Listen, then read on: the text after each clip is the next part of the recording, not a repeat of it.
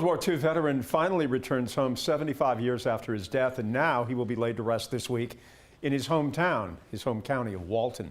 On January 12, 1944, Seaman Second Class Deward W. Duncan was killed during a Japanese air raid when a bomb was dropped near his tent. According to the Monroe local news, this happened in the Western Pacific. The site reports that Duncan was buried the same day in a local cemetery, but his remains could not be identified among what was later discovered.